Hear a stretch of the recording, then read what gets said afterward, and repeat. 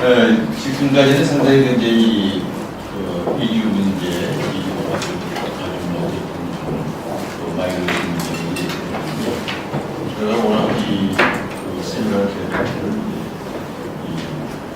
거시기에 대해서 사회적 시각까지 이제 돌아오면서 시작했었습니다.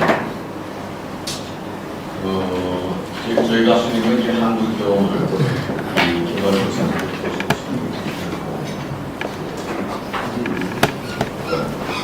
그래서 개발을 뭔가 더 배울 수 있고 그런 기회를 뭐 도움이 되야 되잖아.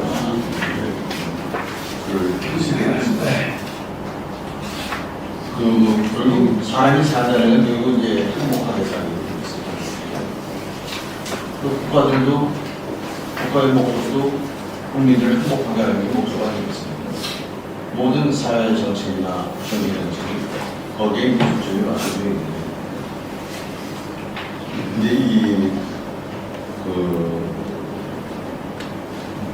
행복은 굉장히 주관적이고 상대적이어서 어떤 상태가 제일 좋은지 사실 말하기 어렵죠. 그래서 이제 보시면 벤담의 지위 유틸리테리안 공유주의 18세기 제레미 벤담이나 교와서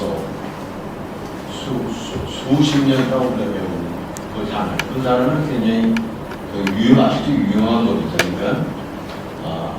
모든 삶이 다 만족하지 못하지만 그 전체의 이익을 본 사람이 행복이 증가된 사람이 다른 사람이 좀 불행해져도 전체적으로 행복해지면 그게 행복을 증진시키는 것이다. 이 원리가 전부 다 경제와 기본 원리에 다 작동을 하고 있어요. 우리 여기서도 이제 그런 목적에서 볼 때 국민 행복을 증진시키기 위해서 개입을 하느냐, 정부가 국가가 경제사정식을 어떻게 세워나가게 될 것인가, 그런 차원에서 제가 시작했습니다. 근데 이 행복이라는 단어가 뭐 상당히 더 모호하듯이 몇 가지 주요 기관에서 이렇게 조사를 했습니다만, 제표정식 유엔의 World Happiness Report라는 게 있어요. 매년 조사가 되는데 거기에 나오고 또 다른 사례가 있을 수 없이 나오고 또 프랑스에서 나오는 자료를 가지고 이제 비교 분석을 해봤어요. 이 자료는 제가 한 6년 전에 제가 갖고 있어서 행복이라는 것이 뭐 여러 원인이 있겠지만 아까 몽골 발표에서도 왜 해외를 들어가면 더 잘 살면서 그런다는 얘기예요. 잘 산다는 게 그렇게 중요해요. 그게 잘 살지 않으면 행복하지 않다는 얘기죠. 물론 잘 사는 것만 갖고 행복한 건 아니에요. 그러니까 계란 얘기도 나오고 있습니다. 근데 그러니까 UN 보고서에 보면 2021년부터 23년까지 3년까지 뭘 거기서는 거죠. 그래서 보면은 그게 이 소득이 굉장히 잘 산다는 것, 즉 소득주의 높다는 게 굉장히 중요하긴 중요한데 그게 절대적인 것은 아니라 그런 것이 이제 지금 화면에 나오고 있고, 그리고 뭐 빚을 다 안 되는데 여기 랭크 오브 해피, 랭크 오브 인컴, 거기서 이제 해피로 빠졌어 지금. 그래서 제일 그 시간에 2021년부터 3년까지 제일 행복하다는 나라가 독일로 핀란드예요. 1위예요. 덴마크 2위, 그쪽 5위까지 있어요. 그런데 이 소득 수준이 높은 거는 이제 애초에는 바뀐 게 지금. 애초 인컴하고 이렇게 지금. 이제 핀란드는 일인당 소득이 15위고, 덴마크는 9위. 그래서 쭉 나와 있어요. 다른 나라보다 선진국들 보면 대부분이 대체로 소득 수준이 높은데도 불구하고 이 차이가 있죠 지금. 행복 수준하고. 그래서 우리나라 같은 경우 보면 밑에 와 있지 않습니까? 우리나라 같은 경우는 행복 수준에 대해서 소득 수준에 비해서 행복 수준이 한 18개 차이가 나요. 제일 심한 게 홍콩이죠. 소수도 높은데도 불구하고 행복 수준이 낮아요. 그래서 49별 차이죠. 이게 우리가 소득 수준만 갖고 얘기하기 힘들다. 또 그에 비해서 중간에 카자흐스탄 여기 보면 소득 수준은 49위밖에 안 되지만 69위밖에 안 되지만 행복수는 40위로 우리보다 높아요. 우리는 지금 한국 얼마였지? 한국이 여기는 안 나가요. 한국 한 저것은 낮에 50몇 정도 있고 그리고 키르기스탄도 소득수입 151이지만 75위, 몽골도 109위이지만 77위. 이 차이가 있으니까 이런 행복수준이 높다 해서 소득수준이 반드시 높은 건 아니다. 그렇지만 일반적으로 잘 사는 나라는 이 어려운 나라보다는 행복수준이 높아요. 그리고 이 아래는 뭐냐면 입소스라고 얘기한 프랑스자로인데 이거는 보면 여기는 150국을 조사한 거죠. 이건 한 30개국 조사를 했는데 이게 대부분이 개발도상국에 잘 사는 나라는 스웨덴이라든지 네덜란드 몇 개만 들어가 있어요. 한국도 들어가 있고 한국도 있고. 이것은 행복수준이 1위인 나라가 인도가 1위예요. 근데 그 나라가 유엔의 행복지수는 120위. 그 네덜란드가 2위지만 저거 잘 사는 나라니까. 멕시코도 3위인데 멕시코도 유엔에서 높아 25위. 다른 나라 인도네시아 4위인데 유엔 지수는 75위. 말레이시아 거기서 1위래요 지금. 근데 이건 뭐냐면 소득 수준만 갖고는 행복을 얘기하기 힘들다. 그렇다고 해서 소득이 안 된다는 얘기예요. 소득 수준이 중요하지만은 그것만 갖고 안 된다는 걸 이 자료가 얘기하는 것입니다. 보다는 것입니다. 그럼 이게 이제 유엔 자료를 갖고 이제 제가 분석한 자료입니다. 유엔에서 하면서 발표하면서 내가 회계 분석을 발표하는 게 나와요. 그걸 이용해갖고 제가 이렇게 기호들을 분석해 보니까는 세계에 있고 OECD가 있고 한국이 있는데 역시 가장 중요한 거는 유엔 자료에 보면 소득이 제일 중요해요. 한 50% 특히 한국은 소득이 더 중요해요. 그리고 이제 이 소셜 서포트는 뭐냐면 가족이나 친구, 친지가 도와줄 수 있는 그런 상태에 있는 거. 그게 두 번째 높죠. 한국은 이제 세 번째로 나옵니다. 그리고 이제 헬스, 라이프, 스펙터스. 이제 3명이 건강 대중이 3위예요. 그리고 이 두 번째 이거는 이제 민간의 역할, 가족의 역할을 강조해서 설명된 거고, 요거는 이제 사회 진출을 강조하면서 여기 이 사람이 조사 유엔에서 발표한 자료예요. 이렇게 했습니다. 이거는 이 사회 지출, 정부 지출 생각했던 거고, 또 뭐 이제 초이스 이거 선택의 자유 같은 건 여기서 이렇게 행복에 주잖아요. 다 자유로 어느 정도 다 주어져 있기 때문에 자유가 없는 나라는 자유가 중요하겠지만 기본으로 깔려 있기 때문에 이거밖에 안 나온다고 봐요. 이런 등등 있으니까 그 자료를 나중에 보시면. 그래서 이걸 보면 이제 그 다음 보시면 이제 한국의 이런 행복 지수에 가장 문제가 뭐냐? 물론 여기서 이제 행복하다는 대답이 유엔의 경우는 10점 만점을 해서 0부터 10점까지 매겨라 이렇게 했어요. 그리고 이 입소스는 4단위를 나눴어요. 아주 행복하다, 행복하지 않다, 아주 불행하다. 이것은 내놔서 작성한 거예요. 근데 이거는 이제 유엔 자료가 하는 게 있어요. 유엔 자료가 아니에요. 그 다음 넘어갔어요. 그 다음에. 여기서 이제 그런 거 뭐가 제일 문제냐? 사회 지출. 선진국들은 대체로 사회 보장 같은 게 잘 돼 있죠.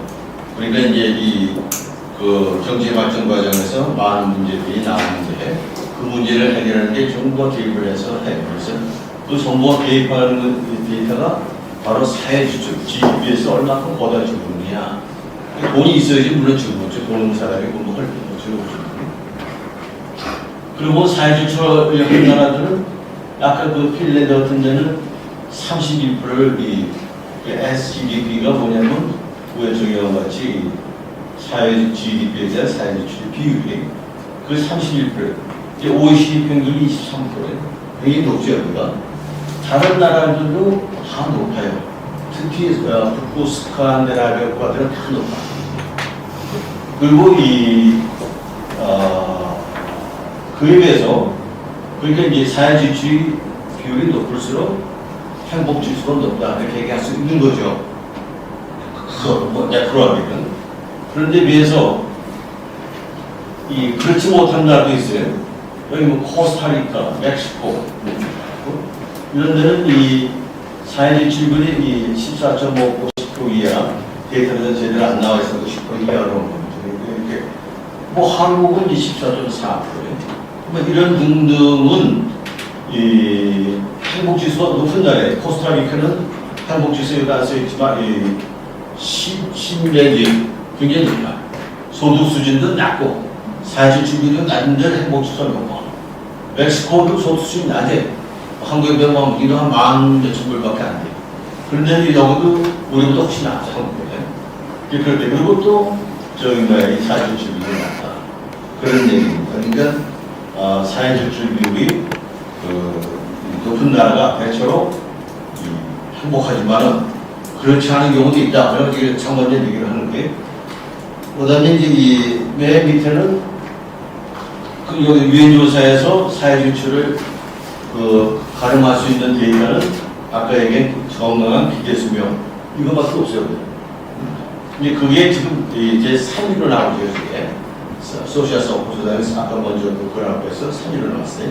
그러니까 이 상대적으로 이걸 중요시하지 못했다 그런 얘기를 하고 하는 겁니다. 그 다음에 보시면 근데 뒤에서 그 다음에 그러면 이 소스 여기 있어요. 이 소스는 아까 얘기한 것 같이 좀 매크로 데이터보다는 개인이나 가족의 가치를 강조하는 그런 마인드 하에서 조사를 해요. 그러다 보니까 여기도 사회지출을 영향 주는 게 여기는 건강한 상태, 자기 재정 상태, 뭐 이런 등등, 또 주거 조건, 또 환경의 조건 이런 것들이 이제 높은 수준이긴 하지만 이거는 상위 3개의 중요한 거를 선택하라서 나오기 때문에 데이터가 높습니다. 근데 이제 밑에 같이 보면은 더 높은 게 뭐냐면 이 소스에서는 아이, 가족 이게 제일 높아요. 그 다음에 존경받는 거, 자기 대접받는 거 이런 거. 그리고 살아야 될 자신감. 이런 것들은 전부 다 개인적인 문제, 개인과 가족의 문제.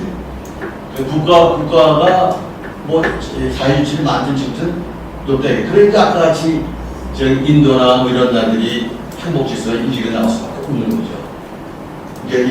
그리고 여 밑에 있는 사회 경제 구조가 굉장히 경쟁성이 치열하다.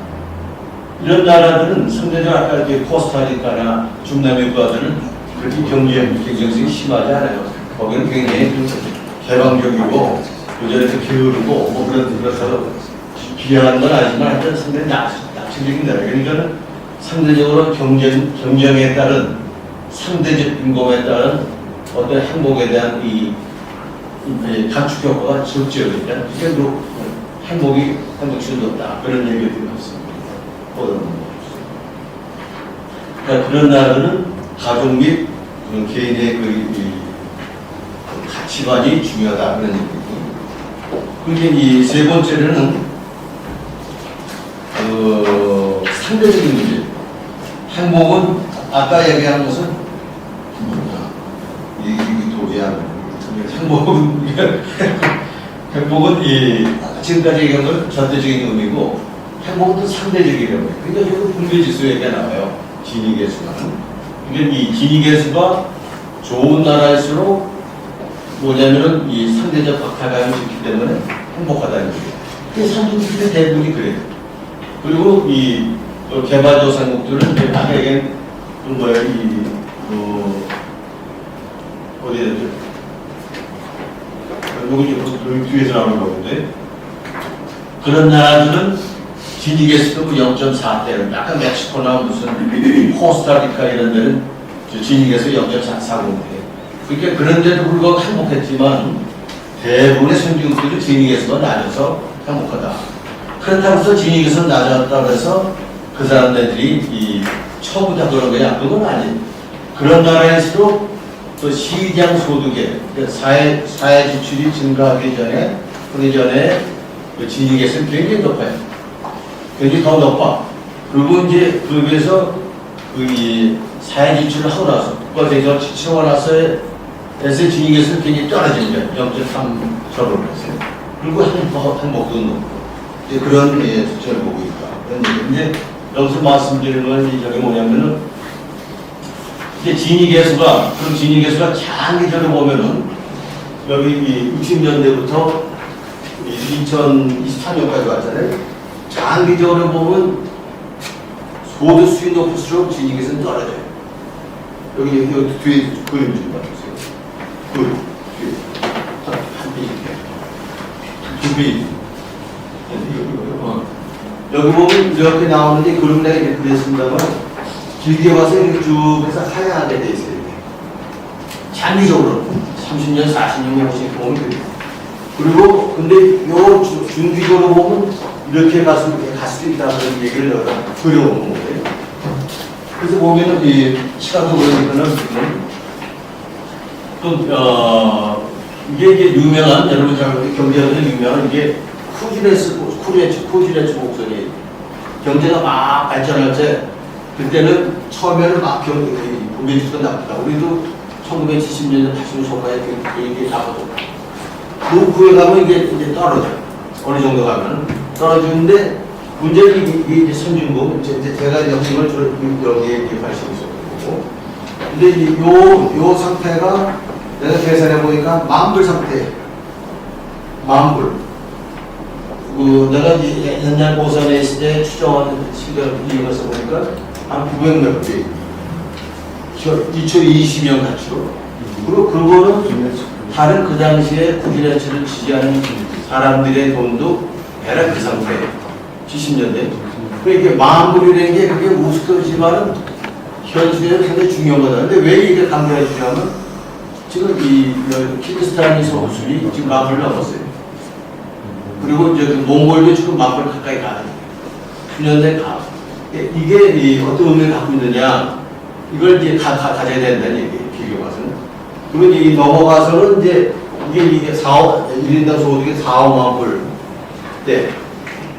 내 계산으로 해서 6만 불 때인데, 여기 이제 나중에 그 표에 나오시면은, 아까 먼저 그 보에 보면은, 이게 이제 만불 때, 우리나라 기준 볼 때는 이 만불 때가 이게 뭐 얼마큼 정확한지 몰라요. 뭐 계산 분석에서는 안 보니까 만불이고, 그리고 또 넘어가 보세요. 6만 불. 그 나중에 보시면 이게 나와요. 뭐 나는 마음이 다음에 나오네요. 요거는 이제 제가 계산해서 6만 1,000불인데 이게 이제 이 OECD 다른 나라들 특히 그 북구 유럽들이 상당히 연안조스럽게 많이 되지 않았나 그런 생각인데 보통 한 4, 5만 불 때 우리가 지금 4만 불이 안 되잖아요. 그러니까 이 4, 5만 불 때 경상가격으로 그때 아마 이게 이 수정상으로 보고 이제 꾸준히 이건 1코가 돼요. 이런 상태로 간단히 갈 수 있다.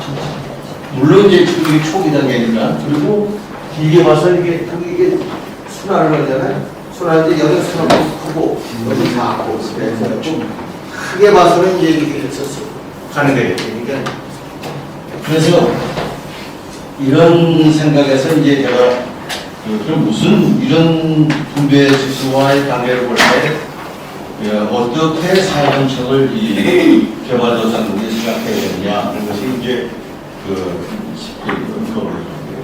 그게 이제 이 크게 세 단계가 나왔어요. 아까 그림에서 올라가는 단계, 분배 지수가 악화되는 단계, 그리고 나중에 분배 지수가 개선되는 단계, 그리고 분배 지수가 다시 또 악화될 수 있는 단계.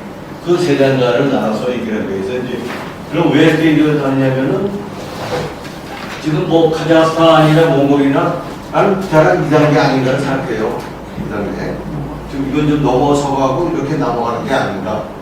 이게 만물대나 뭐 이야. 그 이런 때 그 어떻게 해야 되느냐. 이때는 소수도 그렇지만은 그 경제가 어느 정도 테이크오프 단계로 들어가는 단계. 요거 다음 단계로 보세요. 그 다음 단계. 보세요. 그 다음 단계. 이 단계로 다 들어가기 직전이니까. 이 단계로 들어가면 물러서지는 않아요. 국민들이 원하지 않아. 못 사는 거. 이미 이제 경제가 성장하는 그 혜택을 많이 받았기 때문에 물러가지 않아요. 그래서 이 단계에 가면은 이 분배가 이제 또 이제 악화돼. 그러니까 아까는 이제 이때부터는 이제 실업률도 거의 없어져가고 그리고 이제 소위 선도적인 산업 중심에서 발전을 해서 그쪽으로 간다는 얘기예요. 이게 이제 아마 이 카자흐스탄이나 몽골이나 이런 갖고 오고 이제 그 안에 나라들은 좀 아직 여기 못 온 거고. 그러면 이럴 때 그러면 아까 강조했던 사회 진출이 어떻게 되느냐. 한국은 90년에 이미 테이크오프를 넘었어요. 70년대 말부터 우리가 테이크오프가 생겼는데 이게 이럴 때는 한국 90년 자료가 없어요. 그때 우리는 이게 사회 진출이라고 하죠. 2090년은 이거밖에 안 돼. 일본도 80년대부터 이건 테이크오프. 80년대 일본은 선진국이에요. 근데도 9.8%가 안 돼. 근데 여기 내가 지금 적어놓지 못했습니다만 카자흐스탄은 2014년에 10.4%인 것 같아요. 카자흐스탄. 이게 굉장히 높아요. 10.5%. 그리고 몽골은 내가 인터넷 보니까 영국 대사량이 8.8%예요. 그러니까 두 나라는 우리보다 나은 사정이에요. 우리가 지금 이 사회 문제를 좀 참수한다니까 사회 재정의 측면에서 볼 때는 우리가 좀 앞서가는 게 그 이유가 있겠지만은 그럼 이런 때는 어떤 정책을 써야 되느냐 이렇게 했고 저희 여기한테 나올 때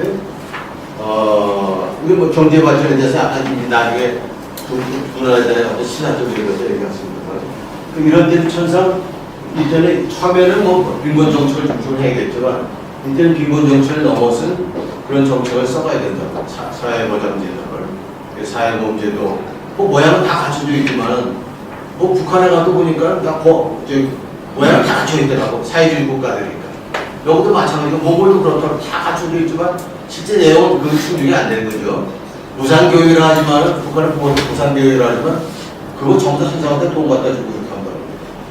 그게 무상교육이 아니 실제로. 그러니까 그냥 교육이라든지 보건이라든지 이런 데 투자를 이제 확대해 나가야 되는데 그런데 여기서 내가 왜 이걸 강조하냐면 사실 여러분이 이제 도약 단계가 굉장히 중요해요. 이때 길을 잘 들었어요. 사회 문제와 경제 문제. 경제는 물러서지 않아요. 근데 뭐가 물러서지 않는데 계속 비틀거려. 그 수준에서. 그게 아마 러시아도 그렇고 중국도 어떻게 될지는 모르겠어요. 그리고 여기 예를 들어서 베네수엘라는 이제 내가 아르헨티나 들었잖아요. 베네수엘라가 1980년 46도 71불이 한국이 그때 1744불이 훨씬 이거 비교도 안 되는 달에 여기 소주가 퍽퍽 나오는 달에 근데 지금 얼마냐 2020년에 서울가 32달러예요. 그 현재 가격으로. 그러니까 이거는 현재 가격 지금 아마 2, 3만 불 될 거예요. 이게 얼마나 폭락을 한 거예요? 또 아르헨티나 이게 옛날 세계 10대 국가들이 된다네. 몇십 년 전에. 내가 학교 다닐 때 세계 5위 안에 들어가다고 했어요. 그런 나라가 지금 소득이 2020 이거에 물론 지금 이게 난 기복 20에서 이건 2020년이고 2024년은 조금 차이가 또 나고 있습니다. 결론을 말씀. 그러니까 조금 내가 미리 하는데 이렇게 해가지고 이 뒤에 가서는 내가 얘기는 안 할게요. 왜냐면 단계가 좀 빠르니까. 그러니까는 이 시사하는 게 뭐냐? 그걸 얘기해 말씀드릴게요. 지금 이 카자흐스탄이나 몽골의 아까 얘기한 저기 주제가 국민행보까지 결국 이제 국가 정책이라는 건 국민행보였어 보니까 그것을 뭘 해야 되느냐? 아까 얘기한 것이 이미 두 나라는 경제 발전에 대한 요구를 막기는 어렵다. 어느 그 독재자가 나와도 그 욕구를 막고 나서는 지속이 안 돼. 안 돼. 그 대신 계속해서 해낼 수가 있는 독재들이. 그래서 어떤, 그렇지만 이게 지금 아까 얘기한 테이크오프 단계에 가면은 분배 계수가 나빠질 수 있기 때문에 사회가 분배될 수 있기 때문에. 그 균형 상태를 어떻게 유지해 주느냐. 경제 발전과 사회 발전을 해주느냐. 그거에 대한 고민이 있어야 된다. 여기 지금 어느 쪽 많아서 이제 그게 좀 와닿지는 않겠지만 그런 불평등을 주기 위한 경제사회 균형 정책 그게 오히려 지금 이 나라들은 우리보다 한국에 있는 것보다 더 유리한 위치에 있어요. 지금 지출이 좀 많은데 그 지출을 잘 효율적으로 써야겠지. 그런데 두 번째는 이제 장기적으로 그러면 그런 거에서 균형적인 방향에서 이제 잡아야 되는데 지금 이제 제일 이제 두 나라 제가 베네수엘라나 아르헨티나 얘기를 들었습니다. 왜 특히 저걸 들으냐면 두 나라가 다 자원 부국에 베네수엘라는 석유국, 베네수엘라 석유가 아마 카자흐스탄보다 훨씬 더 많았고 옛날에는 몇 번째라고 저기 또 이 아르헨티나는 땅이 비옥한데 땅덩어리도 훨씬 많아. 그래서 그게 그 땅에서 나온 것만 먹고도 그때 옛날 세계 10대 5대 국가를 보면. 근데 그 사람들이 그게 이제 그로부터 얻은 돈들을 어디다 썼느냐. 그거를 왜 이 경제를 발전시키고 일자리를 발전시키는 데 써야 되는데 그렇지 않고 그런 날일수록 또 독재화 가능성이 높단 말이에요. 그러니까 그 사람들이 부패하면 그게 벌써 그때부터 무너지기 시작하는 거예요. 그러니까 돈이 제대로 굴러가질 않아. 그리고 국민들한테 지금 주지만 그게 결국 그 나라 발전에 도움이 안 됐다는 얘기예요. 단적으로 얘기하는 게 아까 그 얘기하는 거예요. 소수. 그래서 이 자연부유국이고 더구나 이 두 나라는 약 사회주의의 전통을 갖고 있는 나라고. 그렇죠? 그 몸을 완전히 벗어나는 게 시간이 걸릴 거라고. 그래서 그런 것이 잘못하면 포퓰리즘에 들어갈 수가 있다. 그래서 내가 이 나라가 지금 경제 발전이 지난번에 몽골 방문했을 때 얘기했어요. 경제 발전 단계가 상당히 이제 높은 수준에 와 있고 내가 16년 전에 갔을 때 몽골하고 지금 달라요. 울란바토르 16년.